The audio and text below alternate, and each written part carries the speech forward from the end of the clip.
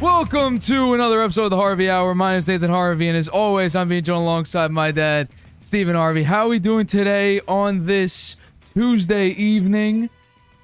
Holidays? What's going on? It's cold outside. Yeah, it's very cold. I was out all day today. I'm still cold. That's why I got my hat on. It's been a good holiday season, but let's get right into it. Last night, we had some Monday Night Football. This is actually going to be a very, very big show today. We got a Week 16 recap. We got some breaking news that broke today.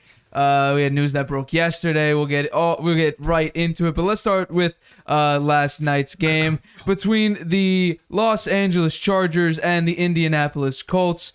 It was not a pretty game for former Super Bowl MVP Nick Foles, throwing 3 interceptions. The Chargers were able to clinch a playoff berth for the first time since 2018. It's going to be an interesting playoff run, I think. So how far do you think Justin Herbert, with this team, with the way this team has been playing all year, how far do you think Justin Herbert can carry this team into the postseason? I don't think they'll go very far, personally. Okay. They're going to be the 6th seed, probably, right? That's where they are right now. Yes. So that means they play the 3. Yes. Yeah. So who's the 3 seed right now? Should be the that would be. I think it's the Bills. The Bills. They're not going to beat the Bills. Actually, no, it's the Bengals. My bad. Bengals. I don't think. Well, no, stop it. Then they're not going to beat the Bengals. no, I don't think they will. I don't think they'll beat the Bengals. So they're one and done. I think they ain't going very deep. I mean, last year they had a chance to get in, and they couldn't beat the Raiders to get in. And this time they're in, but I think they're one and done, particularly if they're playing the Bills. Okay. Right? I mean, the Bills are going to beat them, I think. Did they play the Bills this year? No. No. I don't think they can beat the Bills. Maybe they can. I mean, Justin Herbert throughout his entire career has gone toe-to-toe with Patrick Mahomes in each of the games, even this year. The games have come down to basically they were always a nip-and-tuck ball game. The first game, the Chargers defense dropped about 4 or 5 interceptions from Patrick Mahomes. So maybe they could go out and, the Bills haven't looked great the past couple weeks. So maybe they have a chance against the Bills. The Bengals, I feel like they would have a tough time just because the amount of weapons that the Bengals have. Even Bill Belichick couldn't slow down any of those the weapons. Bengals are the 3 seed, right? Yeah, Bengals are the 3 seed. Okay, here's another thing. The Bengals play in Cincinnati. It's going to be brutally cold there. The Chargers are a warm weather team. The cold weather is going to affect them too, I think. Well, let's take a look at how many cold weather teams they played this year. They've played basically no cold weather teams. No this year. cold weather teams. So that's I guess Cleveland or Denver would be the coldest. Maybe. Yeah, but did they play them lately, or it's only been cold the last October. It wasn't that cold then. Then so it wasn't would be an issue. This will be the first really cold game they'll play, depending on the weather. Who knows? Maybe there'll be a warm front or something, and it won't be so cold. But generally, it's cold in Cincinnati in that time of year. So yeah, I think that's 2 things against them. I don't think they can beat the former Super Bowl team, last year's Super Bowl team. And I think the Bengals are on a mission now, right? Because they lost it last year and they want to get back there and win it. They've been playing very well.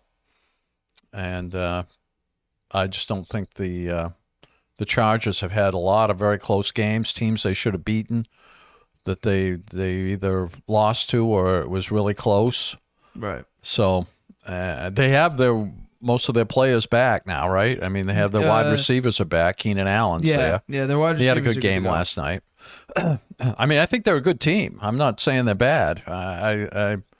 And who knows? Maybe they could get lucky and catch the Bengals sleeping a little, but I don't think they will be. I think the Bengals are on a mission. So right. I don't think the Chargers will beat the Bengals. It wouldn't surprise me if they do, just because Mahomes is obviously the best quarterback in the league right now. I mean, he's heading up to expect to have 5,300 yards at the end of the year. So it's going to be interesting to see how that turns out, because if he can go toe-to-toe with Mahomes, then I feel like you can go toe-to-toe with a Joe Burrow or a Josh Allen, especially when Although I just think if you talk about the totality of the team, I think the Bengals would probably give more trouble to the Chargers than the Bills or Chiefs would, even though Justin Herbert has not had that much success in the win column against the Chiefs. But the games have been super close. It usually comes down to one or two plays. For the first game, like I said, it was mostly 4 dropped or missed interceptions that Mahomes threw that the Chargers just couldn't get, and then it ended on a pick 6 because I think it was Jordan Palmer. He was gassed and tried to get out of the game, but they were playing hurry up offense, so he couldn't get subbed out. Justin Herbert tried to throw it to him. He just ran the wrong route or just couldn't finish the route. Got jumped and he ran it all the way for a pick 6 touchdown. So in that game, the Chargers could have won that game. And the second game they played this year, once again, it was a close ball game. It was 30-27. They ended up losing that game, and they played pretty well in that game. They had 365 yards, but the defense failed them. The defense gave up almost 500 yards against the Chiefs. I'm in my opinion, the Bengals would probably give them because the Chiefs they have Travis Kelce, and then they don't have a secure number 2. When it comes to the Bengals, they have 3 very viable receivers. They have Jamar Chase, they have T. Higgins, and then you could maybe throw in Tyler Boyd in there as the number 3, or I believe Hayden Hurst is their tight end. So maybe put him in there as a 4, and maybe 5 had another receiver in there. So when it comes to the Chargers, I mean, this is the first time that Justin Herbert has had a positive record in his career. He's always been on the unfortunate end of the Chargers season. The Chargers have failed him in large part due to that. I mean, he threw for 4,300 yards, 31 touchdowns in his rookie year, completed 66% of his throws. They went 6-9 that year. The following year, they had a horrible bad strand of luck towards the end of that. They went into the game with the Raiders, and the Raiders was like a pseudo playoff game. It was, if you tie, you both go in. Whoever wins that game, though, is going to come out with the playoff spot. And it came down to the final minute in overtime, and then the Chargers defense just couldn't keep out of field goal range. So the Raiders just decided to kick the field goal and win it, which they did, giving them the playoff run, and then they ended up losing to the Bengals in the first round. So, I mean, I don't know. This Chargers team it sort of failed Justin Herbert in a lot of ways. I mean, this year, Justin Herbert's not putting up like the numbers that he has, touchdowns-wise, but yards-wise, he's still throwing well over 4,000 yards. He's completing more. He has a higher completion percentage than ever, almost 70%.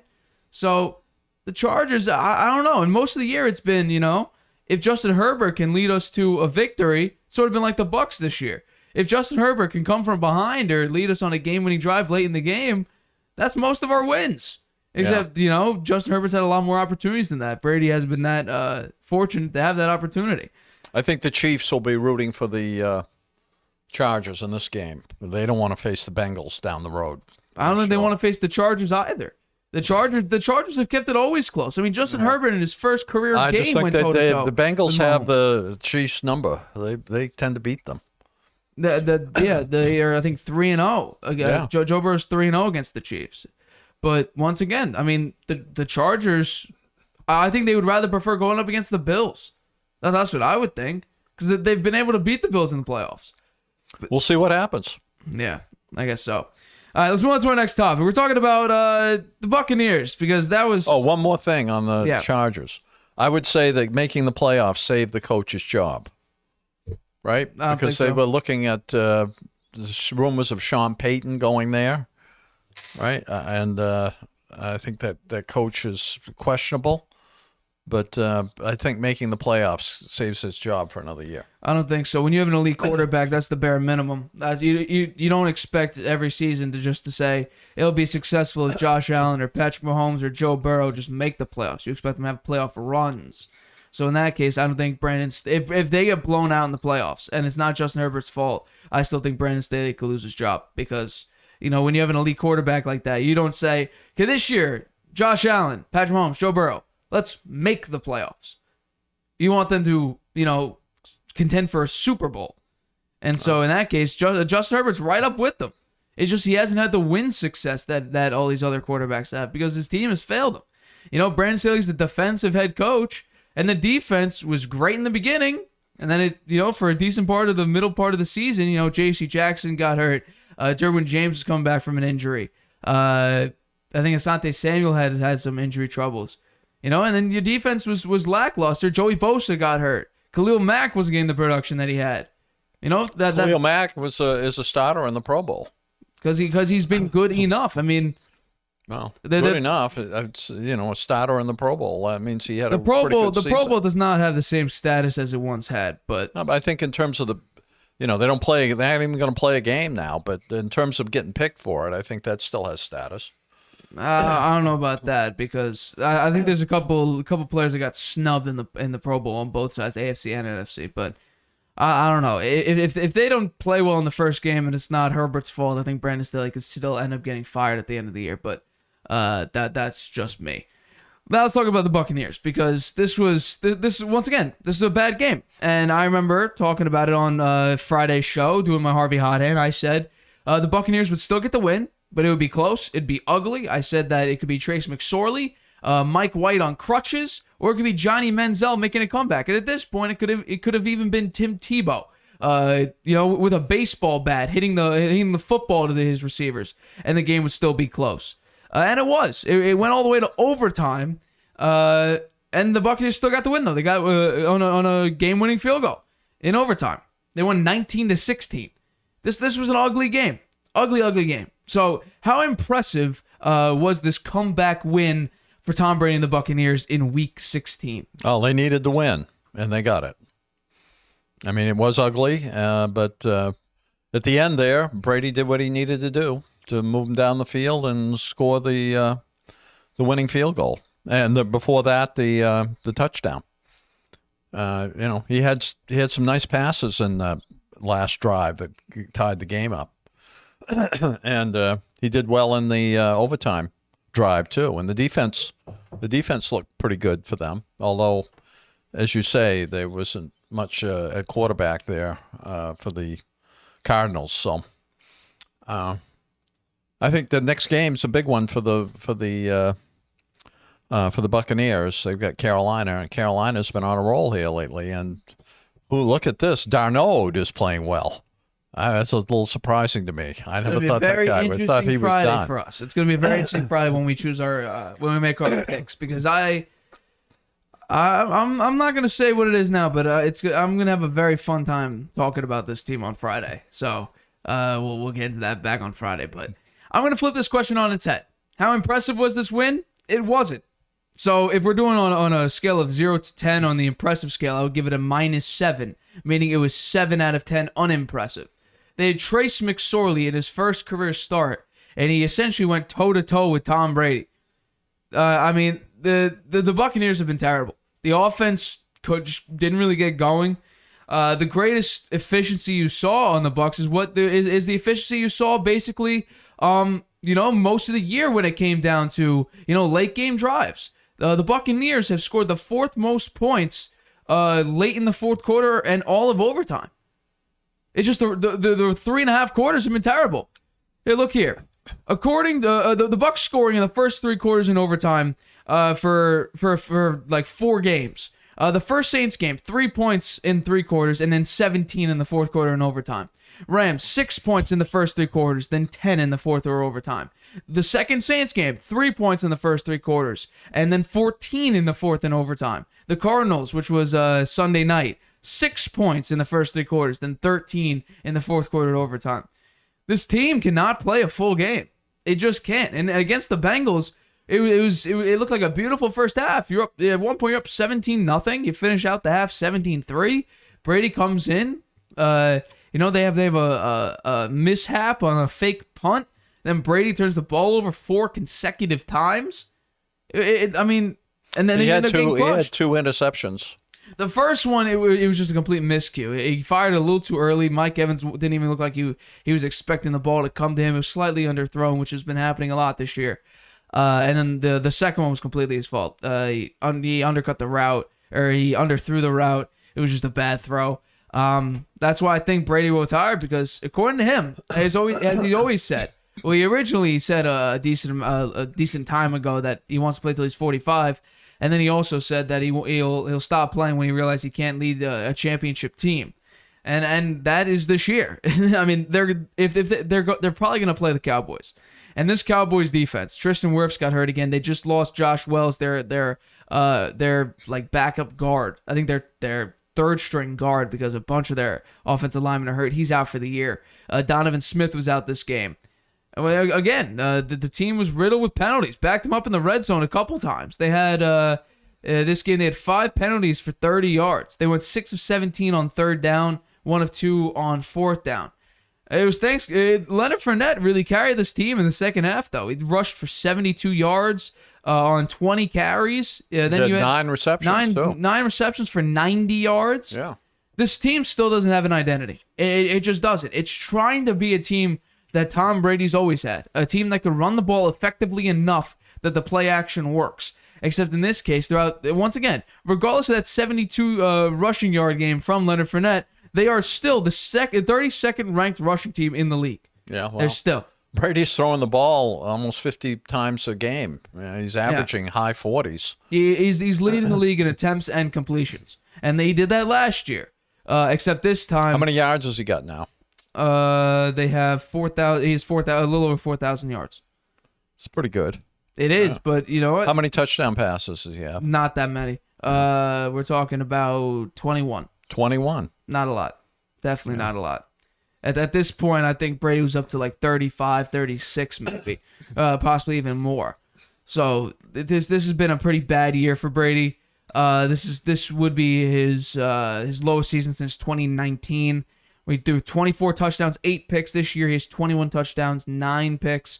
So it's a little bit reminiscent of that. I mean, it's just been an ugly year in the total of it. Like this reminds me of early Brady, where it's just extremely low numbers, not that many touchdowns, trying to run the ball. That's what they've been trying to do all year. Where do you think the Bucs would be without him? I mean, I don't think they'd be much better. I think they'd be a lot worse. I mean, I'm not too sure. I still don't think this team has an identity. They're trying to find their identity, but their identity just isn't working for them. And so I think this is unimpressive. I mean, you had Trace McSorley.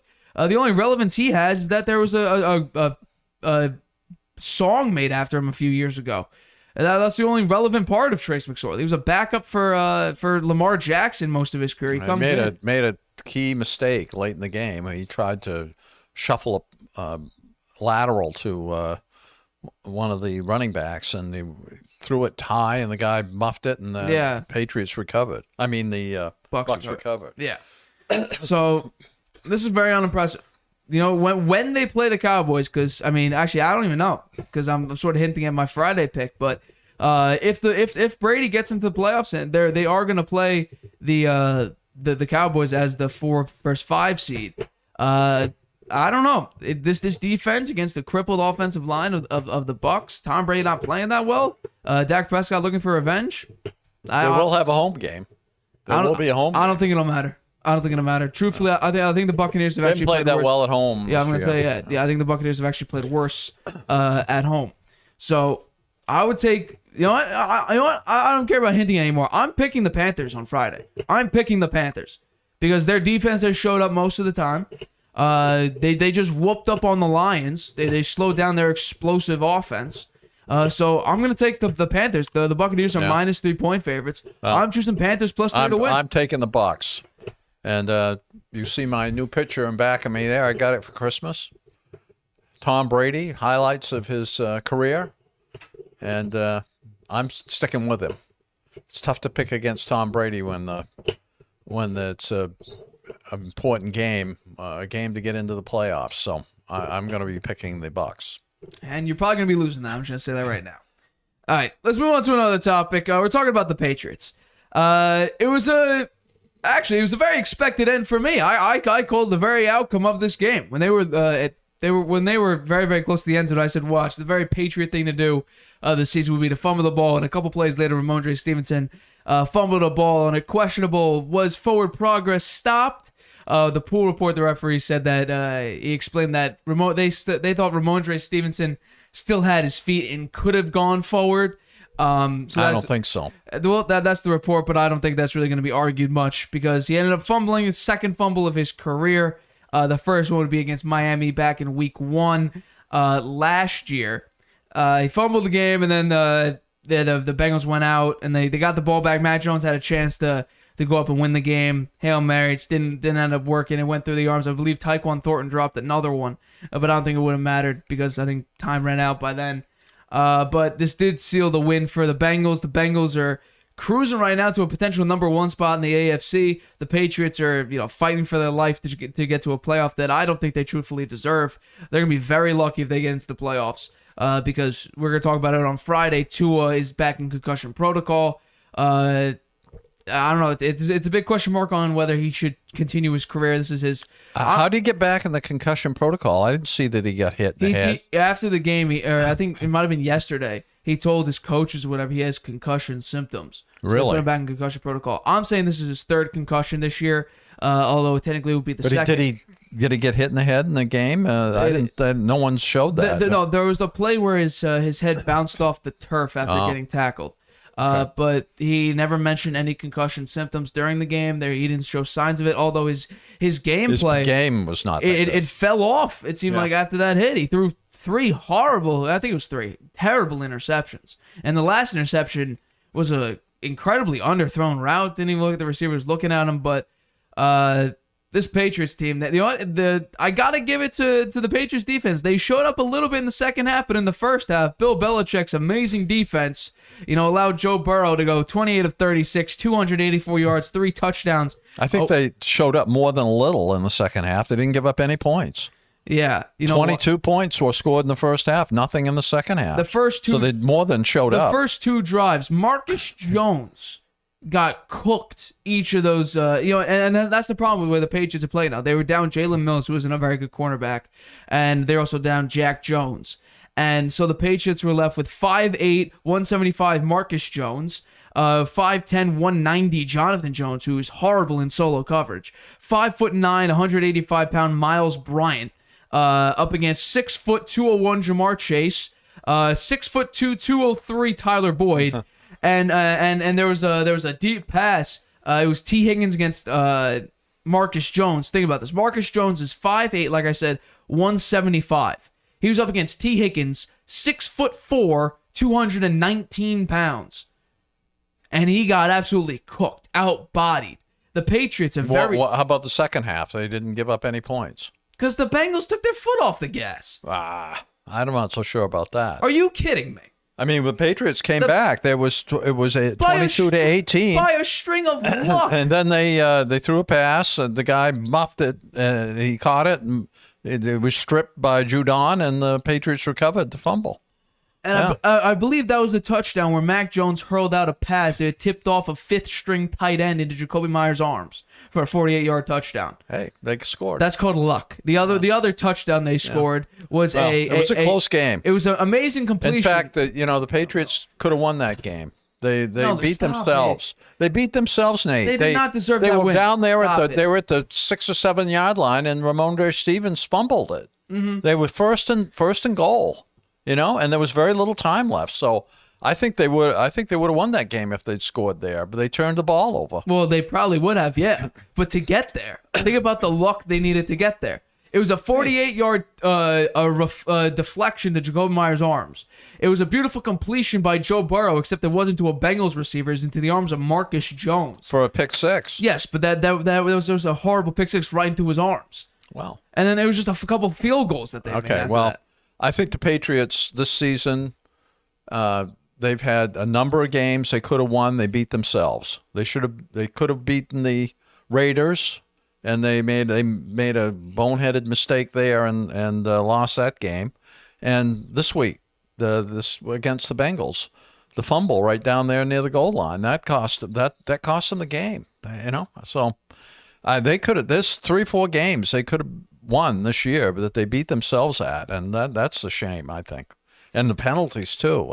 Just the discipline there has not been what it has been in the past, and that's something that they got to take a hard look at themselves and understand why is this happening? Why are we making these stupid mistakes, and why do we have so many penalties? That's cost them this year, big time. Well, a lot of people know this when you get into the NFL, get into sports. When you're making mistakes, in this case, it's penalties. In the case of the NFL, it's a sign of bad coaching, and most of it is on the offensive line, whether it's false start, holding, stuff like that, and that comes from your offensive line coach. Your offensive line coach happens to be a defensive coordinator calling your offensive plays. That is your offensive line coach, and Matt Patricia. Joe Judge is the QB coach. I have some data here that I've strung up for the show. The first thing I want to point out is the personnel play calling. Because lo and behold, a guy that I've been preaching for the past 2 years about, almost 1,000-yard receiver for the Patriots last year, Kendrick Bourne, who has barely played this year. Belichick was asked about why Kendrick Bourne hasn't seen more snaps, and he gave 3 words. No particular reason. That is a horrible response to that, and he doesn't even want to call out Matt Patricia for poor personnel play calling. And in this game, which blows my mind, this is the first time in like the history Kendrick Bourne has outsnapped Nelson Aguilar. Kendrick Bourne had played 57% of the snaps. He was the leading Patriots receiver. Outpaced Jacoby Myers, who played 100% of the snaps. Also, this blows my mind as well. Tyquan Thornton has played over 90% of the snaps the past 3 weeks. Why? They're trying to find an answer to a speedster. You got to play your best receivers. Kendrick Bourne and Mac Jones have had a connection for the past 2 years. We saw it in Week 1 against the Dolphins. He had one catch all game, which seemed like his only snap of the game. It was a 40-yard pass, a 40-yard completion. Kendrick Bourne, when he's in there, has been very efficient. I think he'll play a lot this week. I don't think so, because after that 40-yard completion, he had another pretty good game throughout the year, and he just doesn't get played. This year, he was the leading receiver. He was the highest graded receiver according to Pro Football Focus this week.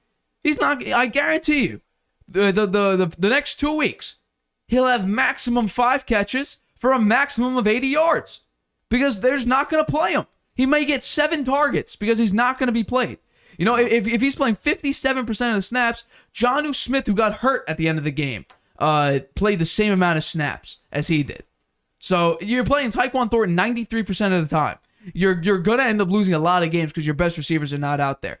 Tyquan Thornton dropped a beautiful pass by Mac Jones early in this game.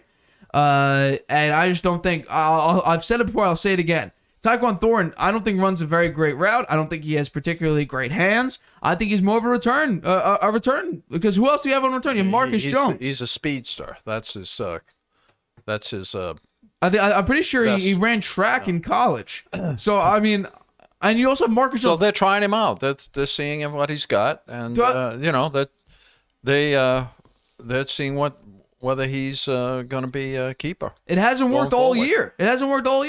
Well, they didn't really stop playing him much until the last 3 games. They played him most of the year, actually. I think he was hurt earlier in the season. He missed week 12, and he won week 1 to 4. He didn't play. Yeah, but since then, he's played generally over 50% of the snaps each game.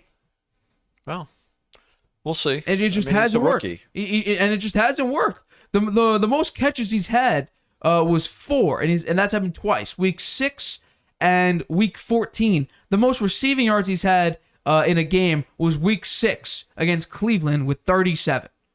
He's had 1 touchdown all year. Yeah, well, he hasn't been a very good receiver. No, and this experiment has failed. Yeah. You got to at this point you got Marcus Jones coming in there as a screen route guy and trying to run as many yards. It's been pretty successful.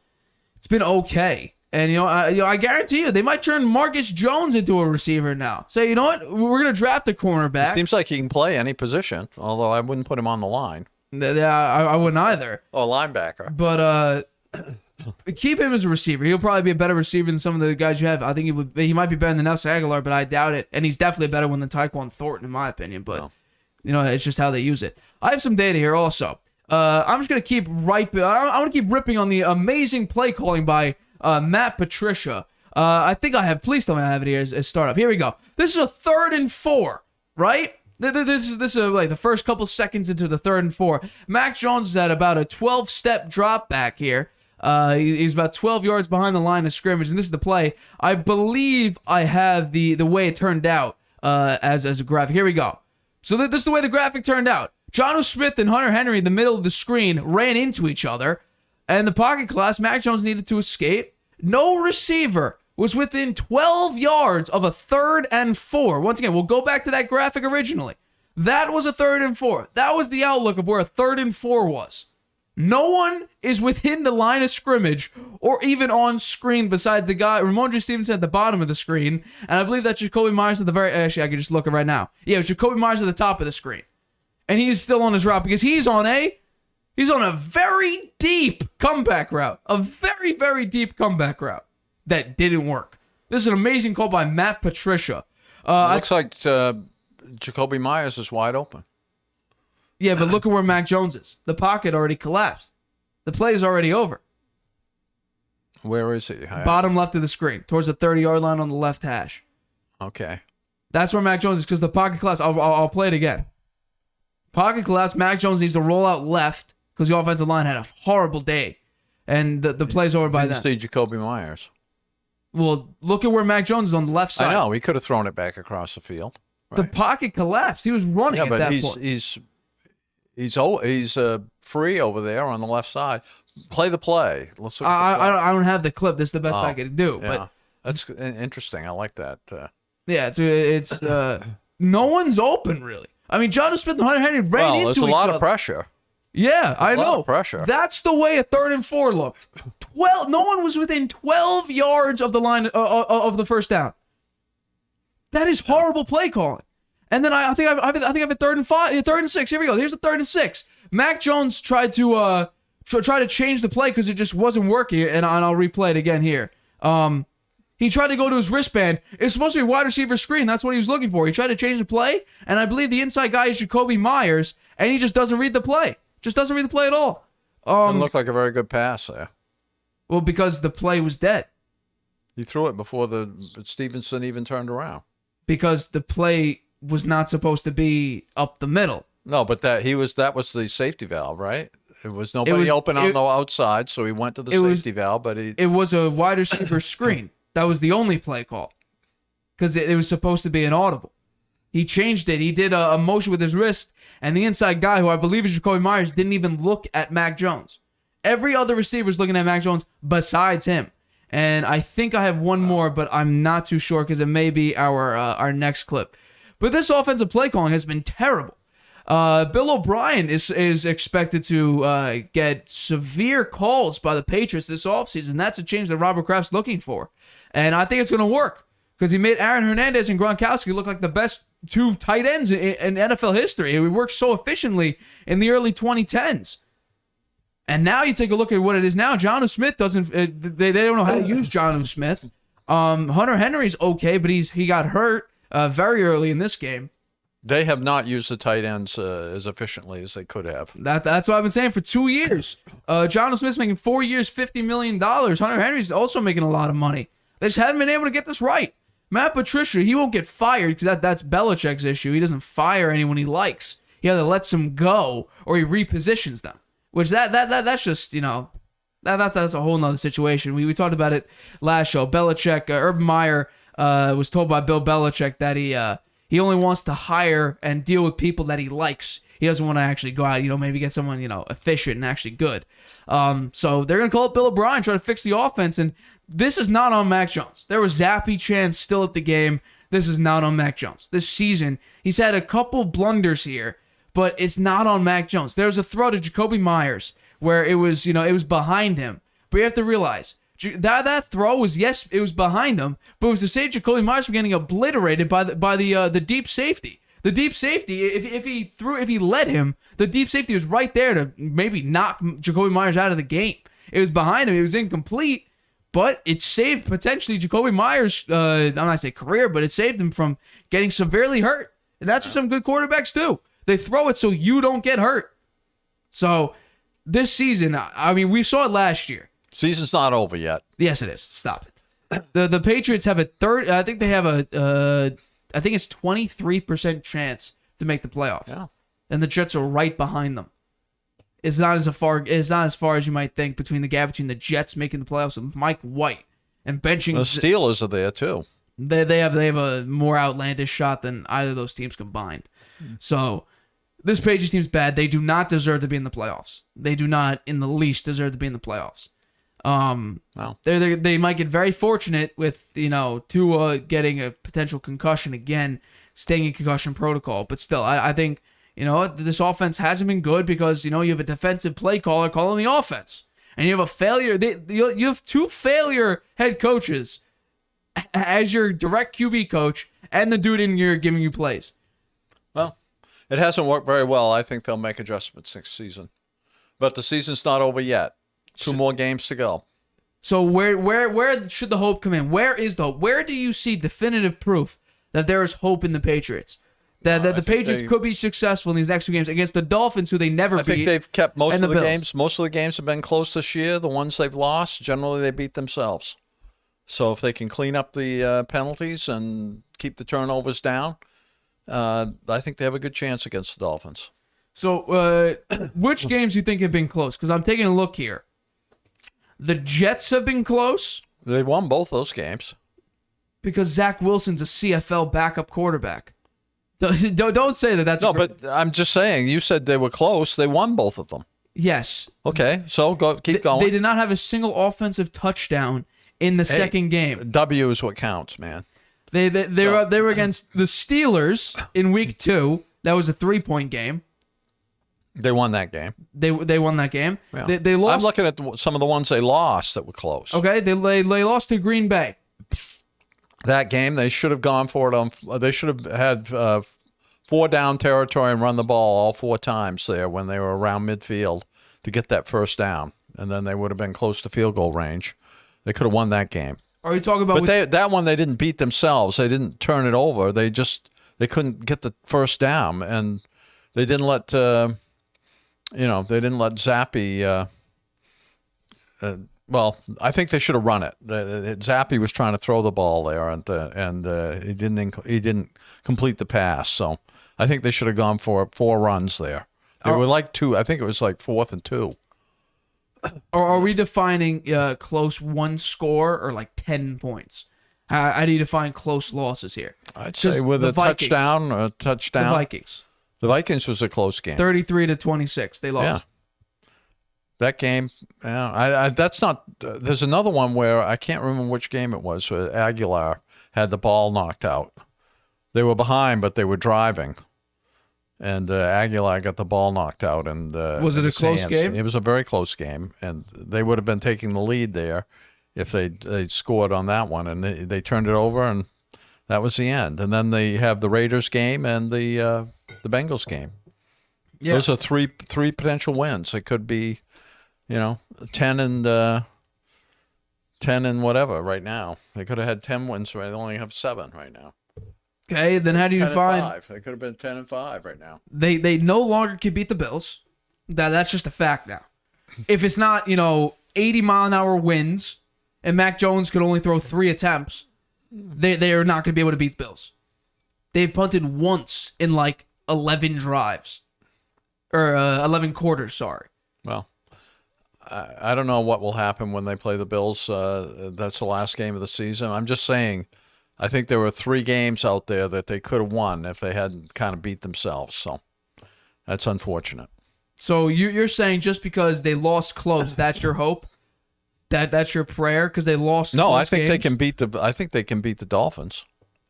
What has showed you in recent history that they could beat the Dolphins? They haven't beaten them in years. No. I think they have a good chance against Dolphins. So you're saying without JC, I think they're a better team now than they were when they played them in the week 1. So, what shows you that? It's the same team. The defense is good, and the offense is sputtered, but was pretty good in the second half last week, and it was okay against the Raiders too. It's just they made those mistakes, So the offensive line is still in shambles. You're not going to stop Ingram. You're not going to stop that defense. Then how is Belichick with Jonathan Jones and Marcus Jones going to stop potentially the 2 fastest receivers in the NFL? How are you going to stop that? Well, we'll see. Even with Teddy Bridgewater as your quarterback. I'll be watching the game. Of course you will be. I'm saying the Dolphins beat them by 13 last time. They might beat them by 20 this time. Well, you'll make your pick on Friday, and we'll see. I will, because this is going to be bad. I'm going to bring up the early pick right now, the early line, because this is going to be interesting, because I think, let's see, early lines for the game. What do you think the spread is? Because I believe are the Patriots at home. The Patriots are at home against the Dolphins. What are you going to guess the spread is? I'd say it's within 2 points. In favor of who? Probably the Dolphins. It's right now Patriots minus 2.5, and I will gladly be taking the Dolphins plus 2.5. Gladly. The Patriots are going to lose this game. I'm saying that right now. The Patriots are going to lose this game because the offense doesn't know how to properly call plays. The defense is going to have a tough time stopping the two fastest receivers in the league. There's a lot of holes that the Patriots need to fill. Their offensive line's in shambles. They don't have the right personnel in half the time, or in this case, 93% of the time. They have, if they play Kendrick Bourne more than 50% of the time, you might have a chance. Because, he played 57% of the snaps and was your leading receiver. Had a phenomenal game. Highest graded receiver of Week 16. So, I'm taking the Patriots here. A lot went wrong in this game, and a lot's been going on all season. You just said you were taking the Patriots. I said if Kendrick Bourne plays over 50% of the snaps. Oh, you take the Patriots? They have a shot. Well, we'll see. But the way the season is going, Kendrick Bourne has barely played. I haven't even seen him. Well, he's played a lot of these times. It's fluctuates between 30% and 60%. It fluctuates every game. And the games where he actually plays, he's had a couple very, very nice games. So, the Patriots are, I don't know what they're doing. It's just bad all around. So, you have hope, and I think it's just false hope because you're a little bit of biased against the Patriots. I'm not against the Patriots. I'm for them. In favor of the Patriots. So, I think it clouds your vision a little bit about the truth because you seem to blame Mac Jones a lot when it comes to the truth of you don't like to criticize Belichick because he won 6 Super Bowls. Yeah, but take a look at those Super Bowls. No. He's actually lost 2 of them for him, and 3 of them for him actually. And then Mac Jones is the scapegoat because you don't like how he complains. I don't like that part. Even though Brady does it, Aaron Rodgers does it. No, I don't see those guys complaining to the coaches openly on the field. Because is it the coach's fault or is it the players not being able to perform? I don't think it's appropriate for the players to be dissing the coaches on the field in front of the fans. So who will? That's a wrong thing. So who will? They can do it. They can do it in the locker room. They can talk about it behind the scenes. I think that's a more appropriate thing. So you think that would be more effective than making an embarrassment of Matt Patricia in public? I do. It hasn't worked. It hasn't worked. Either situation hasn't worked. How do you know? You don't know what they're saying behind the scenes. Because Matt Patricia first of all, they're not changing Matt Patricia. Belichick doesn't have the guts to actually move Matt Patricia. Well, not now. There's only 2 games left. They should have done it in the beginning of the year when it wasn't working. That's what they should have done. Belichick won't change. They might reposition Matt Patricia, but I don't think it'll work at all because you know what? They're going to be like, oh, yeah, Matt Patricia obviously got fired. Belichick hasn't taken real shots at it. You don't see Matt Patricia taking any accountability for how bad his offense played. I don't think this is Mac Jones because look at Mac Jones last year. He played really, really well. A higher completion percentage than Mahomes, Matt Stafford, and Tom Brady. A higher passer rating than Josh Allen. And now we're seeing a completely different Mac Jones here. And it's because a huge change, which no one really wants to talk about, because all of a sudden everyone wants Bailey Zappi, and like that's going to solve your problems. If honestly, Bailey Zappi may have 1 or 2 games different than Mac Jones, but the outcome I think towards the end of the year would be very similar. I said the Patriots go 8-9, 9-8, and it looks like they're headed for a crash course right to that. You thought they'd win 10, 11 games this year, which to me made no sense at the time, but. Patriots going to miss the playoffs here. If they get in, they don't deserve it. They will get blown out by any team that they play. Just like, was it last year they played the Bills? They lost 47-17. Yikes. Patriots are screwed this year. But you know what? That's the problem. You've had 20 years of success with Tom Brady and Bill Belichick. You won 6 Super Bowls. Now you come in, you need to rebuild. And then Belichick goes back to not being able to draft skill players. That's what it turns out to. You have a B+ team. You're spending over $90 million a year on your skill players, and they're B-, B grade on average. You don't have a number 1 receiver. You don't. Devontae Parker's the closest thing. So the Patriots are not a great team. Not a great team. Someone needs to say it. I'll be objective here. I will be objective. All right, let's move on to our next topic. We got some breaking news that broke today. Actually, this broke yesterday. Nathaniel Hackett was fired as head coach of the Denver Broncos. The guy he actually hired to help him out with situational game calling. He's actually taken over as the interim head coach. This team has not been good. 4-11 record. Russell Wilson has looked horrible, absolutely horrible. In this game, he got benched for Brett Rypien. They lost 51-14 to Baker Mayfield, who in that game put up the second highest completion percentage in Los Angeles Rams history, 85% completion percentage. Very impressive game for Baker Mayfield, and it got so bad. This was a Nickelodeon game. Baker Mayfield won the Nickelodeon Valuable Player Award. It got so bad, SpongeBob, I don't know what you call it, SpongeBob, very prominent figure in SpongeBob, Patrick Starr was even roasting the Let Russ Cook slogan, and we actually have that here. Let's bring that up right now. I believe this is it. That's not what he wanted to cook. No, I think he burnt whatever When you he have was Patrick cooking. Starr, a child's TV interception, show, prominent figure roasting you on gameplay. That was after the Bobby Wagner interception, where that was horrible vision by Russell Wilson. When you have Patrick Starr roasting you, that's when you know stuff has gone bad. And then you had more players fighting, and the several owners of the Broncos sort of said that, yeah, that's kind of why he got fired. The team just completely gave out. This was the number one graded passing defense according to Pro Football Focus, and according to their stats, they were the 6th ranked passing defense. This team just gave up on itself. They gave up on the coach. They gave up on their identity. Russell Wilson has played horrible. The offense has been stagnant. The defense was really great. And then last week, 51 points to Baker Mayfield, who has been less than adequate throughout most of the year, but seemed to have had a little bit of a resurgence with the Rams. So do you think this firing of Nathaniel Hackett will change things and fix the problems that are happening in Denver for at the end of this year, which doesn't really matter. They're already eliminated, but more so going into next year because they don't have a lot of draft picks. They're going to be screwed, and their cap space is not great because of Russell Wilson. So do you think the firing is going to fix problems for Denver? Well, it's a start. I'm not sure it will fix too much immediately, but that guy had to go. I mean, he was made a lot of mistakes, couldn't manage the game clock. The guy that is the interim coach was the guy he hired to help him manage the clock better.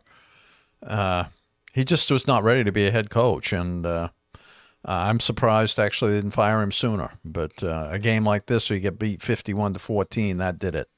Yeah. Especially when your players give up on your true identity of a great passing defense. When that happens, yeah, it's not looking too good. And then I started thinking, because the next head coach, first of all, Sean Payton was obviously the first name that got brought out saying to be the next head coach figure. He may not want to go there. And I'm thinking he might not want to go there because, when he was with the Saints, he had a lot of control over, what the team did. He had a huge say in what the team, sort of configured around what at the time would be Drew Brees. The owner, or one of the owners, said that the next head coach will not be interviewing with the GM, but with the with the group of owners themselves. Go to them instead of the GM, which I don't think Sean Payton will like at all. So my guess is Sean Payton won't go there. My guess would be the coach who had a great interview last year, Gerard Mayo. He had a phenomenal interview with the Broncos. He was asked even today in a press conference, does he still want to be a head coach? He says, yeah. My goal is still the same. I still think I'm good enough to be a head coach. So if I had to take a guess, my guess would be he's a defensive. You wouldn't like that. He's a defensive guy. I don't think it'll work anyway. But it actually sets it up perfectly. Gerard Mayo goes to the Broncos as head coach. Then Bill Belichick can reposition Matt Patricia back into DC. It fits perfectly. So that's my prediction for next year. The Patriots move Matt Patricia to DC. They let Gerard Mayo become the head coach of the Broncos. Then they bring in Bill O'Brien. Maybe. Otherwise, they're going to have to move up Joe Judge's OC. And that would be, if you talk about this year, Mac Jones being terrible, next year the Patriots may win 4 games next year if Joe Judge is the offensive play caller. Because that would be a complete mistake. I don't think that will happen. So what do you think? Who do you think will be the next head coach of the Denver Broncos? Maybe Gerard Mayo. I don't know. I don't think it's going to be Sean Payton. I don't think he'll go there.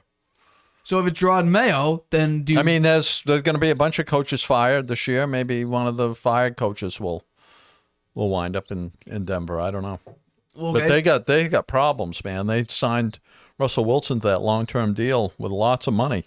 Gave up a lot of their draft picks. It's going to be hard for them. yeah. I mean, they do have a decent defense. I don't know what happened to it last week. 51 points. It just fell apart. I guess that's on the coaches. I guess one thing I wanted to ask you, what do you think about Baker Mayfield? I mean, you were really down on him big time very recently. And as you said, you didn't think he'd ever get a start in the NFL again. And I said, yeah, I think he will. And he went out to the Rams. He's found a new beginning there. He's played very well. Look at his stats in this last game. So what's your thought about him? When I take a look at Baker Mayfield, the one word that never connects Baker Mayfield and consistency. Those two do not connect whatsoever in his career. The only real consistent part of his career is he's been average to below average. He had 1 year where they went 11-5.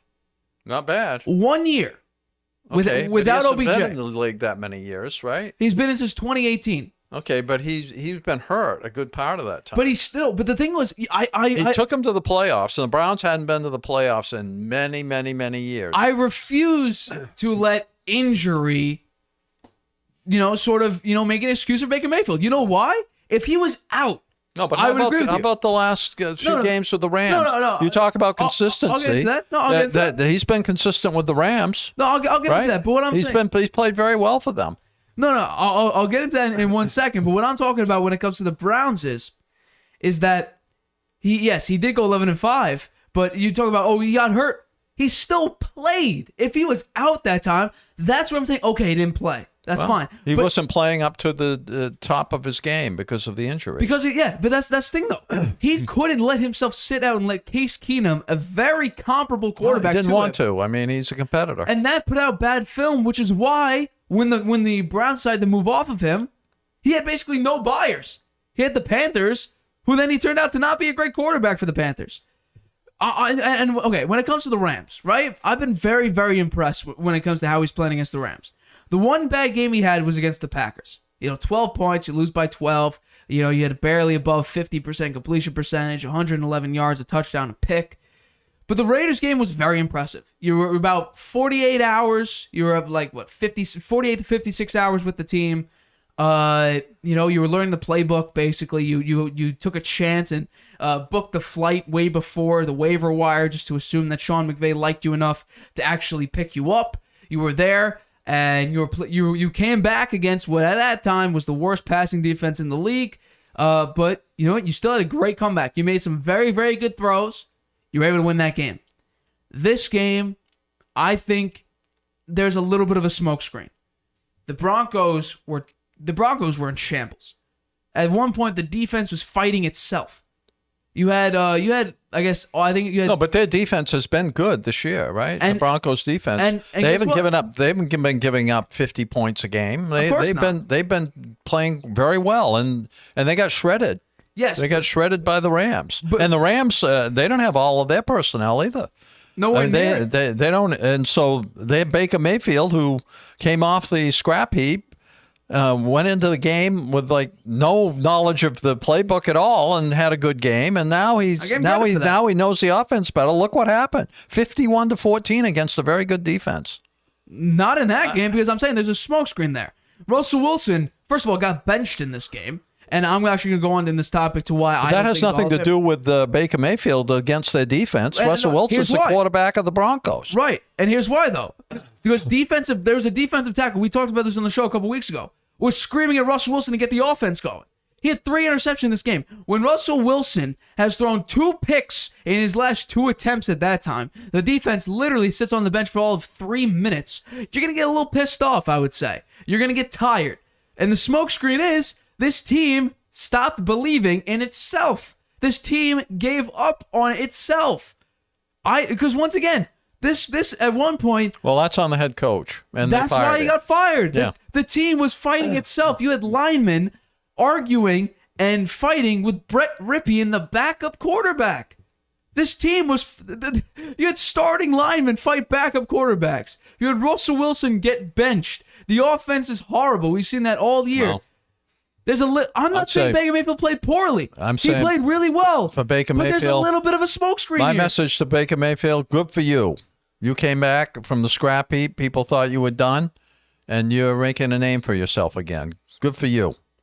I hope you get a good offer next year to play somewhere or continue with the Rams. Good for you, Baker. Wait till he has expectations. That's all I'm saying. Wait till he has expectations.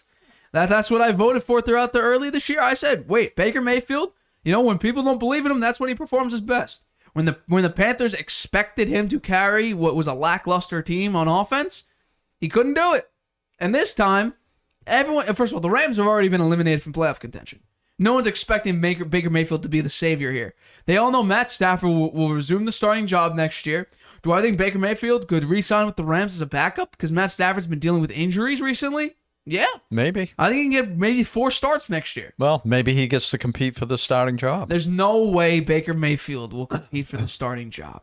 That will not happen. Matt Stafford is better than Baker Mayfield times 5. Stop it. But I do want to talk about Russell Wilson here because there's a lot of question marks to deal with, if he's fixable. The owners think that he's fixable. But I'm going to bring this up, and I hope I have it here. I believe I do. That's Patrick. I just want to hear that. I love Patrick Star roasting Russell Wilson, but that's not what I'm looking for. I'm looking for this, actually. Here we go.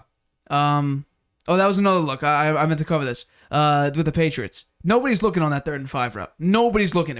Mac Jones is ready to throw. You think Mac Jones holds on to the ball for too long? Nobody's looking back at Mac Jones on that 3rd and 5. Just thought I'd throw it in there because I forgot to show this picture here. He's ready to throw. Nobody's looking. Guy over there by the 50-yard line is looking at him. Where, at the top of the key? Oh, right there, right at the 50-yard line. The Patriot that's turned looking at Mac Jones. There's no one at the 50. Or about like a little bit beyond towards the first down line? Right there. Right there. We're across the screen here. I can't tell. You got to describe it for me. See the first down marker? Yeah, right before the first down marker? The first down marker, there's a Patriot looking right at it. His head's not facing that way. You can't see it because it's a still of movement, but his head looks like he is. His head's facing this way.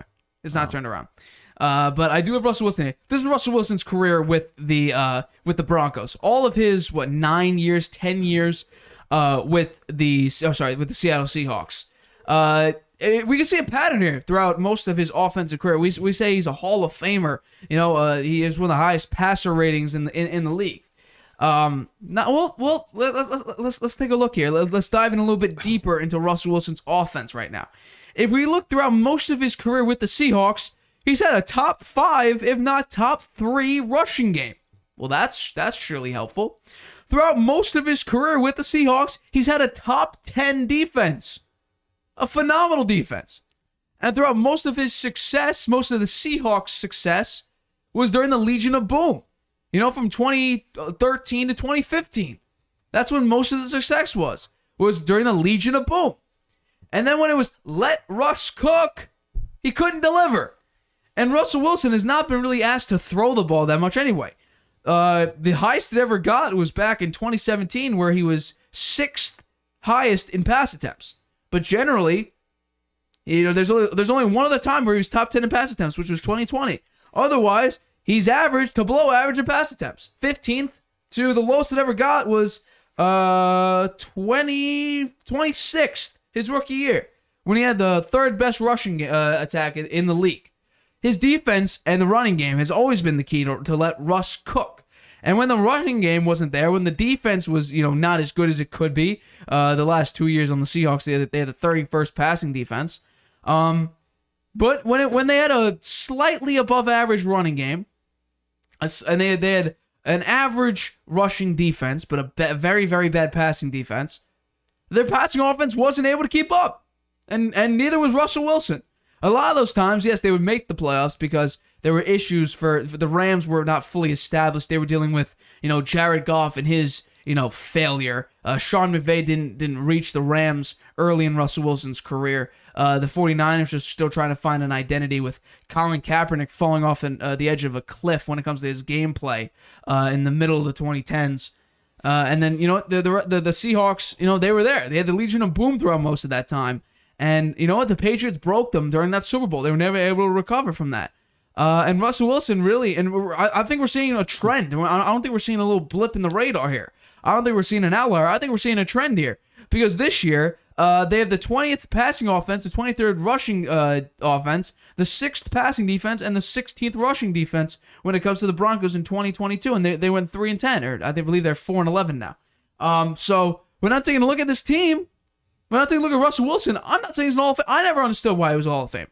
I don't think Russell Wilson, and we see it here when it comes to the passing offensive, the compared to the rest of the league, passing offensive stats, it's just not there. The numbers are not there to prove that Russell Wilson is a Hall of Famer. If you look at these stats, it makes you wonder why the Broncos paid so much for him, Look exactly. At that. Yeah. Especially towards the end when it was let Russ cook. I mean, did they think that their running game was going to be a top 5 running game in the Broncos? I don't think so. no idea. I mean, they didn't really have the horses to get that done. So if Russell Wilson is a game manager in an offense that has a great running game and they have the good defense. The Broncos had the good defense. So I guess they thought they were going to have a great running game and that Russell Wilson would make a few big plays here and there, and that's how they would win. But it didn't work out at all. Yeah, it didn't work in the least. So I never understood why Russell Wilson was considered a Hall of Famer, and I think this is going to be a trend. Unless, we see drastic improvements on the way Russell Wilson plays. No, he's got a lot of time left on his contract. It's falling off a cliff. They're going to give him another chance next year for sure. They have to. They have to. Yeah, they're paying like over $160 million guaranteed money over like 5 years. So they're going to have to keep Russell Wilson through most of his contract, if not all of it. And I don't know why, because a lot of it was the running game. Marshawn Lynch was an enormous factor in the success of the Seahawks. The Legion of Boom, first of all, in that Super Bowl that they won, Russell Wilson didn't even win the MVP. I think it was Malcolm Smith, a linebacker, who won the MVP in that. So we're taking a look at it here. So, like, some of the greatest of all time during Russell Wilson's career, they won Super Bowl MVPs. They were the reasons why their team was efficient. I'll even give Eli Manning in 2011, the year. Who was saying that Russell Wilson's a Hall of Famer? You hear it all the time. All the time. Most people think he's a Hall of Famer. I don't. I never understood that. I never understood why. He did win a Super Bowl, but Trent Dilfer won a Super Bowl too. He's not a Hall of Famer. And the reason why Trent Dilfer won that was the 2000s Ravens defense. Yeah, that's why. And plus, he had Shannon Sharp and who else? They had that running back. Was it? I don't think it was Terrell Davis. I don't think it may have been. No, who was Terrell Davis? He played for the Broncos. I think it was Shannon Sharp Super Bowl. Whoever the running back was, I'll try to bring it up quickly, but they had a tremendous running back. The 2000s Ravens had Jamal Lewis. That's who it is. Yeah. He rushed for 1,300 yards in that year. And they also had Priest Holmes as a backup running back. Priest Holmes was a pretty good running back. That was towards the start of his career. The following year after that, he rushed for 1,500 yards. So Russell Wilson, to me, not a Hall of Famer. I think this is not a blip. This is not an outlier, but this is indeed a trend in Russell Wilson's gameplay. Because we never saw real improvement on the offense. You had defensive players calling out Russell Wilson, And I swear to God, if I hear Russell Wilson say, "Broncos country, let's ride" one more time, I think Broncos country will invade Mile High Stadium and ride on the field going after Russell Wilson. Because throughout the season, it has been Broncos country, let's ride. It's been more like Broncos country, let's die, let's cry, something like that. Because this has just been embarrassing, and Russell Wilson is in large part a big factor of that. But it's going to be interesting how they do moving forward, because right now that record of 4-11 gives the Seahawks the 3rd overall pick this year, and the Seahawks are still barely. Seahawks were the big winner in that deal, that's for sure. Yeah, and right now it looks like the Seahawks are going to get a edge rusher, Will Anderson Jr. So. We'll get into the draft actually in the next topic, but we'll conclude this here. We're gonna go to break. Coming up, where should the Jets look for their next franchise quarterback? We react to J.J. Watt's sudden retirement today. We recap all of Week 16 and we preview an important game between the Cowboys and the Titans right after this. Introducing video podcasts on Spotify. Transform your storytelling into a show everyone can watch Or listen to. Easily upload your video through Anchor, Spotify's free podcast creation tool. So whether you're showing off a new recipe, Interviewing an exclusive guest, or uncovering the next mystery, you can now reach a whole new audience with Spotify. podcasting just became more than audio. Create with Anchor, watch on Spotify.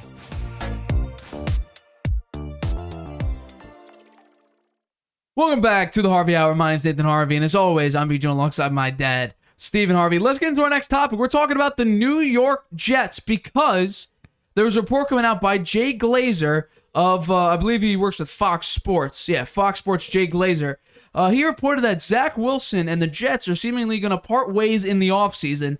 And in this week, it seems like the Jets have fully given up on him because not only did they not make him a backup, they made him inactive for this week, meaning you're going to have Joe Flacco and Chris Streveler as your two backup quarterbacks just in case everything goes wrong with Mike White.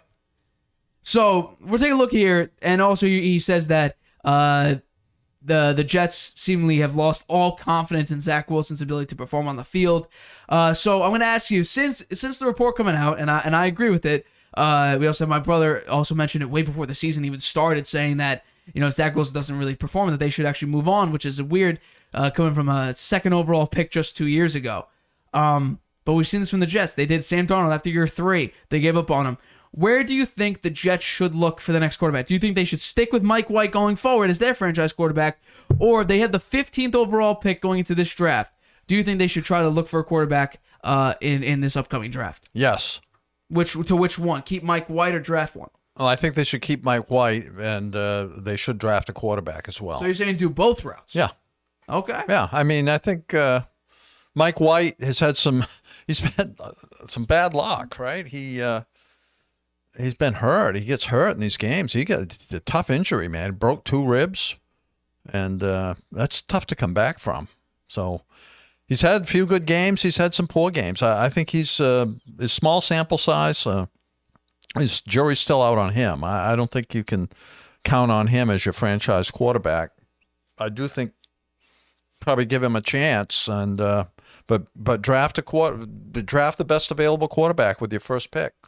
And there's quite a few good quarterbacks in this draft. So it looks like the way the Jets are going, they may lose the next 2 games. So their draft pick will be up there in the first round. So I think they should go for another. I think they should go after. They got to keep going after a quarterback. Finally find one. And maybe it's Mike White. I don't know. I think the sample size is too small to make a judgment that he's going to be their savior. And he has injury problems too. So He does. So I would go after a quarterback, and I don't know, maybe they'll hang on to Flacco, because if they draft a young quarterback, he could be there to help mentor them. So that would be what I would do. According to CBS Sports mock draft of this upcoming draft, they do have the Jets picking up a quarterback, but all the prominent quarterbacks like a C.J. Stroud or a Bryce Young have already been taken by the Texans and by the Panthers. I believe them having drafting C.J. Stroud.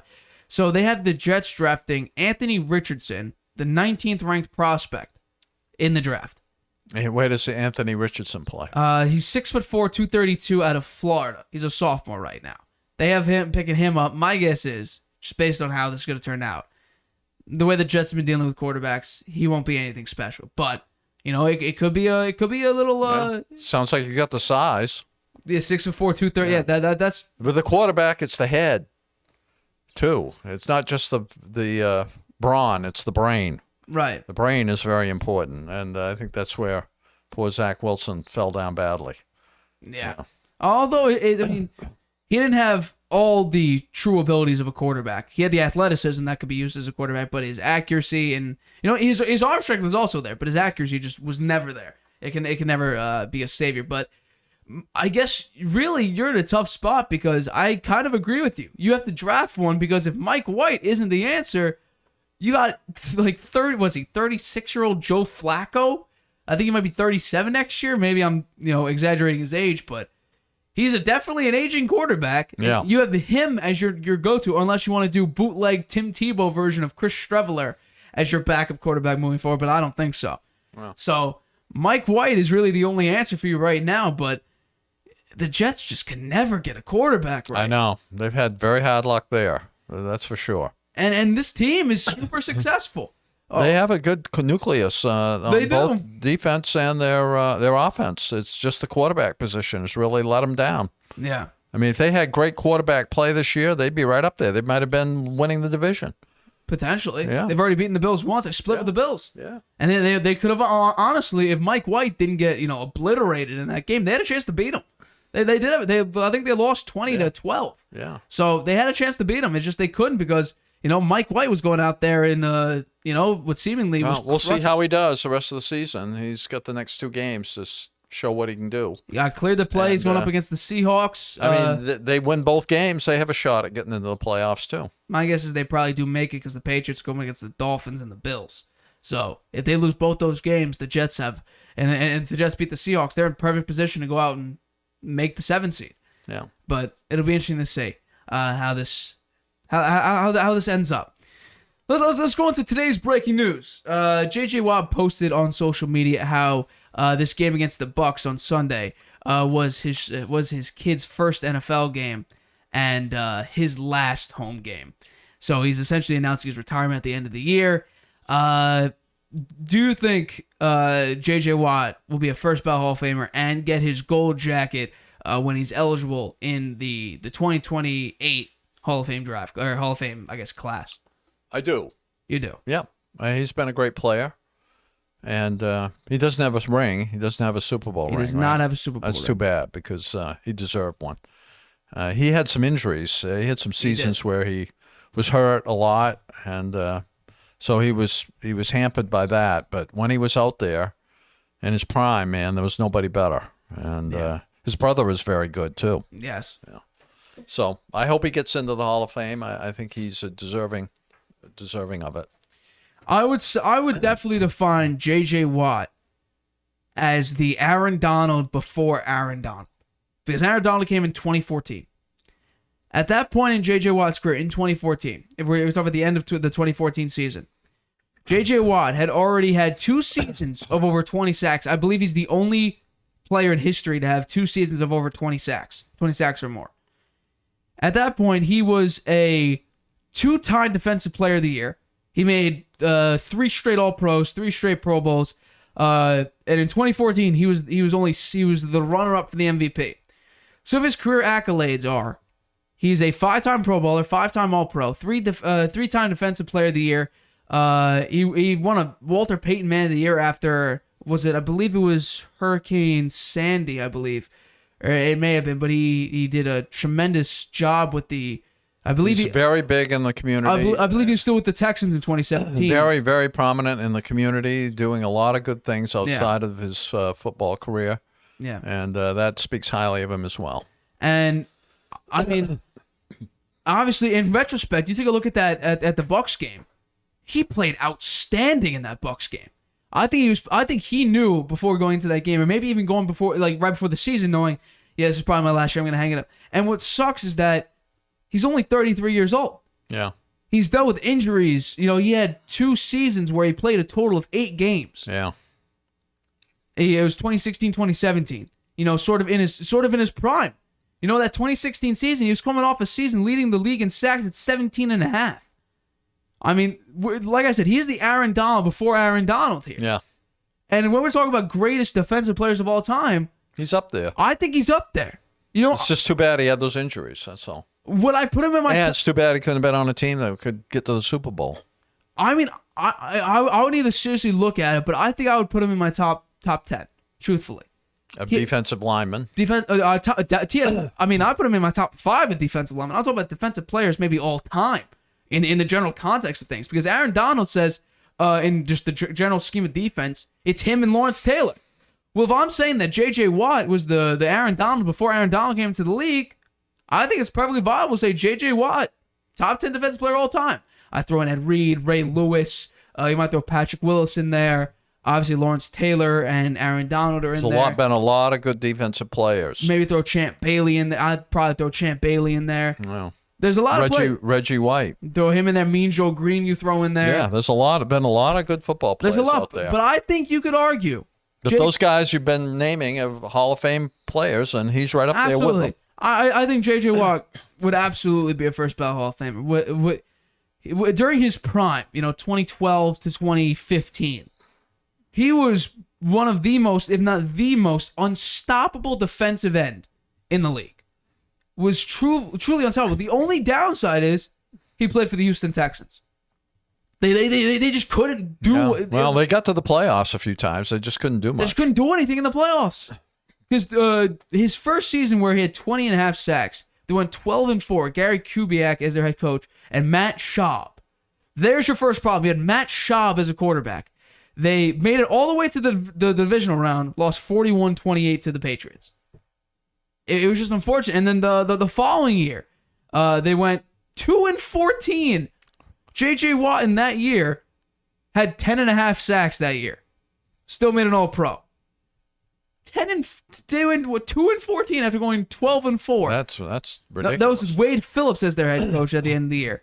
The following year they get Bill O'Brien. They went 9-7, missed the playoffs. Then the following year after that they go 9-7 again. They lost 30-0 to the Chiefs. 30-0 in 2015.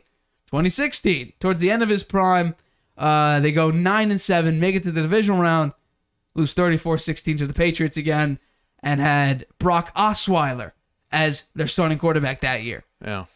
They're another team that hasn't really found a quarterback. Yeah. For a long period.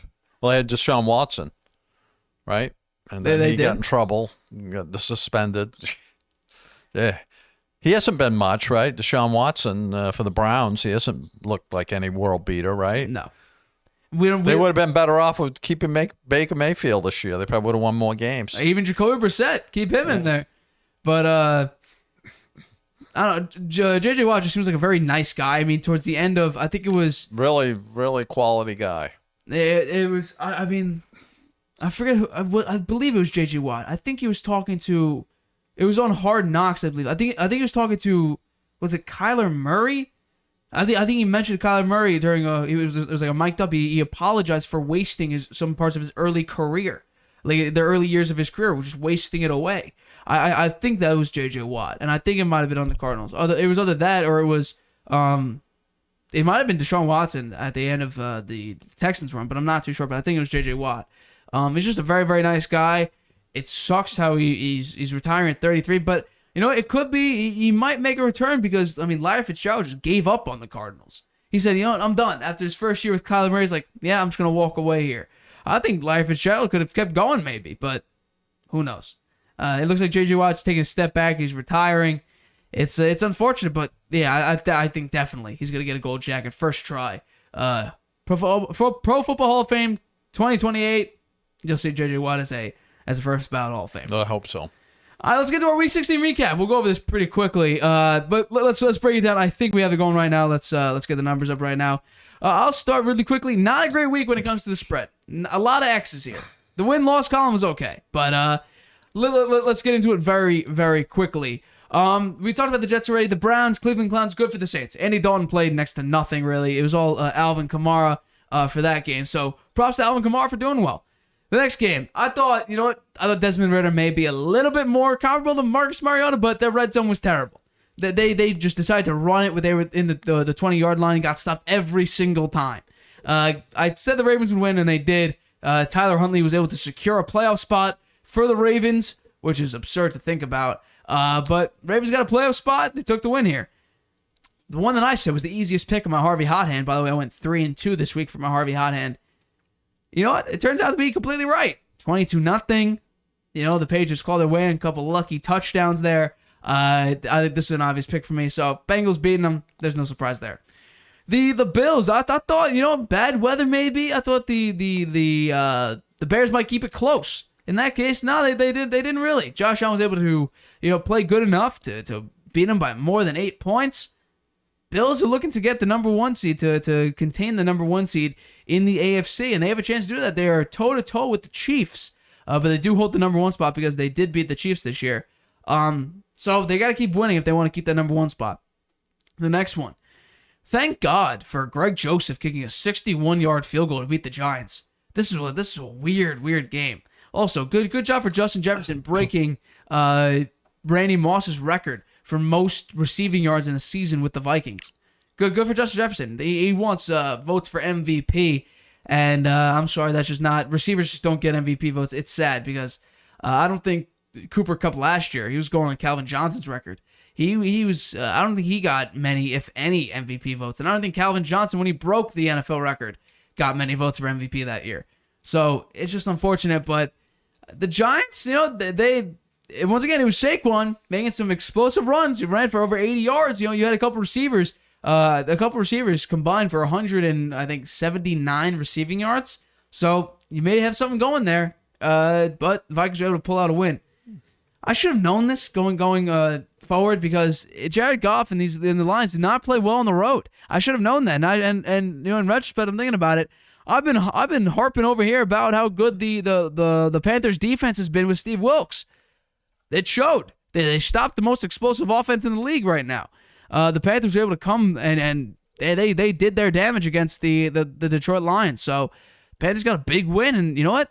Their NFC South hopes are all up to this game. If they win, I believe they take the crown over as NFC South champs, which means they are in the playoffs. And like I said, if they win this week, I think that I don't think it can be decided this week, right? Well, they would have beaten the Bucs twice, and they would have had the same record. But what if they lose in the last game and the Bucs win the last game? Well, then I would need to. I don't have the record in front of me right now, but this win. Let's see what their record is. They're okay. So the Buccaneers would need to lose one more, because if the Panthers win this week, they would each be 7-9. The Panthers would beat them twice over. So the Panthers would need to beat their final team. They play unless the Saints. Unless they lose and the Bucs lose too. Yeah. If they both lost, then they would still get in. They would still get in. Yeah. So they could either win the next two, beat the Bucs, and lose the last. It's a big game for them this week. It's a huge game for them. What's the next game here? The Seahawks won. That offense looked pretty stagnant to me. Red zone, just couldn't get it done. Geno Smith threw a god-awful interception. The Chiefs were able to pull it out, win by more than 10, which is impressive. But, it's the Chiefs. I shouldn't expect anything more. The Texans beating the Titans. What a weird situation. But, that's the problem when you have Ryan Tannehill out. You have Malik Willis, who I don't think is a starter in the NFL. He's your quarterback. This is bad all around. Bad. And it looks like Derrick Henry may be hurt and not play this week. So it could be that Jacksonville, they may take over the AFC South. They might take the AFC South crown. So we'll have to wait and see. But the Titans losing to the Texans, very, very weird game. The 49ers, the 49ers are proving their point that with Brock Purdy, and with that defense, they have a chance to make a Super Bowl run. And it's a pretty damn good push because they beat up on Taylor Heineke so much so that now there's a QB controversy whether or not to start Carson Wentz this week. So we'll see how that pans out towards the end of the week. So that defense is really good for the 49ers. Able to beat them. I think they won 37-20. So yikes. The next game, I thought the Cowboys win here. Gardner Minshew just proved he led the entire NFL last week in passing yards. He was the high passer last week. I still think he's better than maybe. I think he's a better quarterback than maybe 10 other teams have. Definitely Houston, definitely Indy. They had Nick Foles going there and just absolutely just destroy themselves. The Jets, yes. New England, I would definitely pick Gardner Minshew over Mac Jones. The Jets, Miami, there's a big question mark I guess for him. The Rams, yes. Cardinals, probably. Seattle, probably. Denver, with the way Russell Wilson's been playing, probably. The Raiders, that's an argument there. Cleveland, yes. Pittsburgh, I like Kenny Pickett. He's a little bit interception prone, though. So there's a lot of teams where you can say Gardner Minshew's probably better than him. So, but he wasn't able to get it done. The Cowboys were able to pull off the big win, give the Eagles their second loss, and keep the Eagles from clinching the NFC East title. If the Eagles lose out and the Cowboys win out, I believe the Cowboys take over as NFC East champions and probably have the number 1 seed at that point in the NFC. The next game. We both thought that this game would be mostly Steelers fans and the Steelers would win this game, but I didn't expect it to come down on a very late game touchdown drive. But it did. Kenny Pickett was, I believe, 6 of 8 or 6 of 9 on that last Pickett touchdown threw drive. it to Pickens. Yeah, Pickett to Pickens. It was a great drive for the Steelers. They were able to That pull out this Pickens win. guy is a good receiver. Yeah, Very good. Absolutely, able to pull out this win, and the Raiders keep falling and falling and falling. They're So- still in it. They still have a chance. They do. Not much, but they still have a chance. They need everyone else to lose out, and they would need to win out in order for Yeah. them to make it, which that's not going to happen. But Josh Jacobs is frustrated. He's voicing his frustration, saying that we're not doing. He's tired of it. He's worked his ass off most of his time or all of his time with the Raiders. The success just hasn't been there. You have Josh McDaniels calling out Derek Carr, saying we just have to throw the ball better. This team is imploding right now, and that's why I think I'm going to It's say it another again. team that doesn't play very well in the cold weather, and that was a very cold game in Pittsburgh. I'm going to say it again. Tom Brady, all the Raiders need to do, adjust their offensive line, get a better pass defense, but other than that, the offense is in prime position for what Brady has excelled at. An efficient run game, Devontae Adams, which would be his best receiver since Randy Moss, an Edelman-Amendola hybrid in Hunter Renfrow. Gronk is still open to coming back for 2023. And then you also have Darren Waller, who, before he got hurt, was a top 3 tight end in the league 2 years ago. I will say it again. While Raiders fans may not like Tom Brady coming in there because they're still a little bit mad over the Tuck Rule game, he is probably your best shot over Derek Carr at being successful. Derek Carr had 3 horrible interceptions in that game. Plus, you got the Josh McDaniel Brady connection. And then you also have Josh McDaniels and Brady, who Josh McDaniels coached Brady hard, and it was successful. Brady, and besides, Brady likes to build his brand, and you know what? There's not many markets bigger than Las Vegas. New York and Los Angeles, maybe. And then you have Las Vegas. Wow. So Brady could build his Brady brand. You have Devontae Adams. You have Hunter Renfrow. Darren Waller. Gronk may come back. Josh Jacobs. I think Josh Jacobs would stay. If you have Tom Brady in there, Josh Jacobs would probably stay. But it looks like Josh Jacobs right now is, 1.5 feet out the door right now. Is he a free agent? I believe this is the last year of his contract. I believe he's playing his 5th-year contract. He's trying to prove himself this year, but I don't think he would want to stay. So, work on your passing defense a little bit. Adjust your offensive line. But, it's Brady. He could bring in a lot of players. He normally does. You do the same thing the Bucs did. The Bucs offensive line, no one really talked about it. You draft Tristan Wirfs because you have Brady coming along. Tristan Wirfs became the best tackle in the NFL, was it 2 years ago? You do the same thing. You draft for Brady for the next 1 or 2 years because Brady talked about it on his podcast today. How, when he retires, it will be his retirement. But he's not even thinking about that this year. Which it puts a little stick in my prediction of Brady retiring at the end of this year. I sort of still think he will, but it just proves that, Brady may not be done yet and could stay even longer than just 1 year. So, I'll still say it. Brady's your for the Raiders, Brady's your best chance.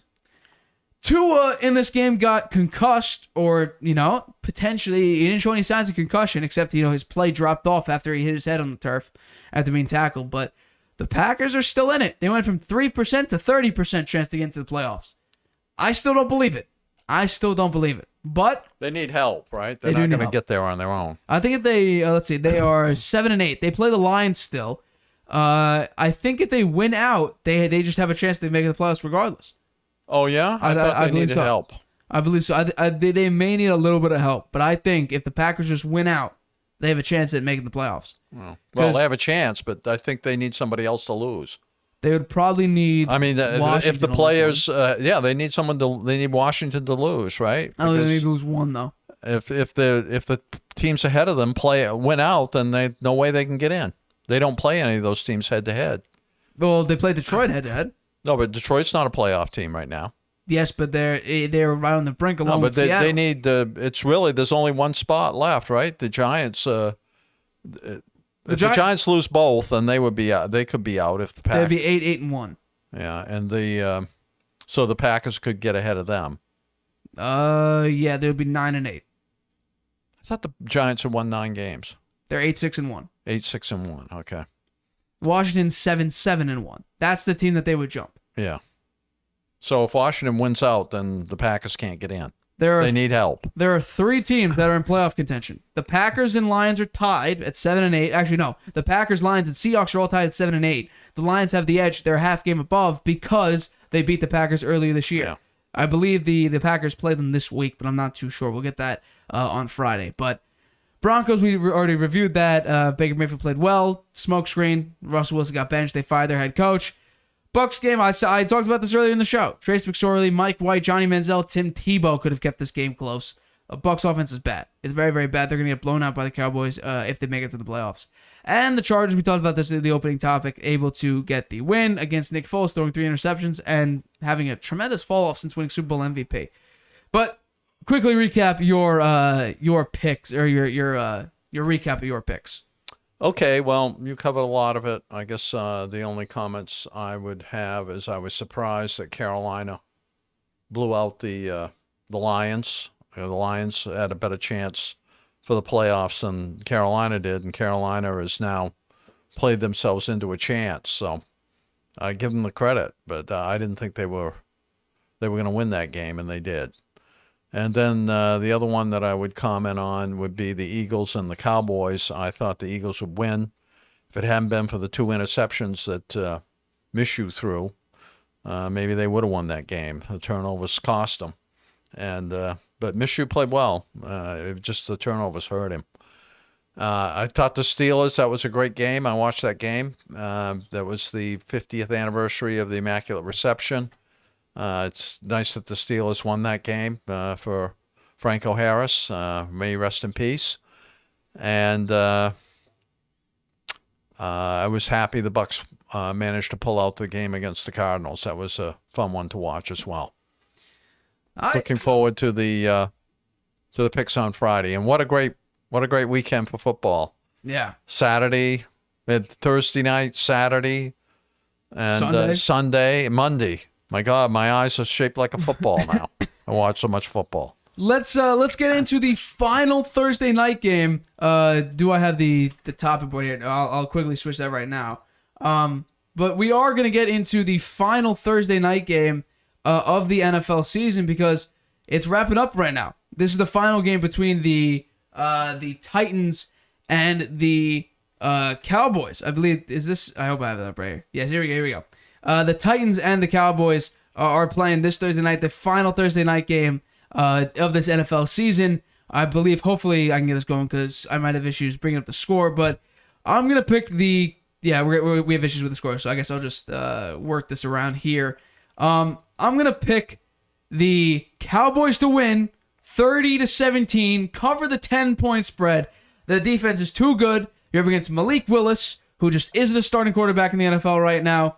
So I just don't think he's going to be able to get it done. The Titans are just not going to be able to play well. They only put up 17 points, and I think that might be generous because I don't think they put that up against the Texans. So I'm gonna give them the benefit of the doubt. They play better than they played last week against a better team. Somehow that makes sense. We'll see. I've seen crazier stuff this season, but I will pick the Cowboys to win and cover the 10-point spread. They win 30-17. I'm going to take the Cowboys as well. I had it 24-20, but now I hear that Derrick Henry's hurt and he may not play. If that's the case, then I would go to 35-20. Okay. Because I do think that they would cover the 10 points. The Cowboys would. If Derrick Henry's not playing and without Tannehill, that's going to be tough, very tough. Very tough. I don't see them winning. Yeah, and they've been losing badly. Yeah. They really fell apart. It's surprising. So, I believe that does wrap up today's episode of the Harvey Hour. My name is Nathan Harvey. That's my dad, Stephen Harvey. Make sure to follow us on social media at the Harvey Hour on TikTok for clips of the show. The clips of the show will be up tomorrow, sometime in the afternoon. If you want to watch the show back, if you want to listen to this podcast and send messages in, anchor.fm/the Harvey Hour. The messages is anchor.fm/the Harvey Hour/message. If you have any comments, also put them down below in any of the clips. We may be doing a topics or a topic of questions. We may respond to comments.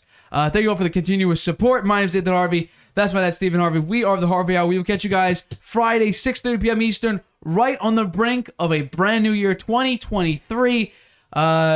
We may have some fun stuff planned for Friday's show, but stay tuned, 6:30 p.m. Eastern, right here on YouTube. Thanks for Friday. watching. Thanks for watching, everyone.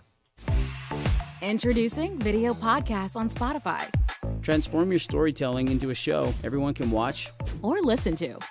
Easily upload your video through Anchor, Spotify's free podcast creation tool. So whether you're showing off a new recipe Interviewing an exclusive guest, or uncovering the next mystery, you can now reach a whole new audience with Spotify. podcasting just became more than audio.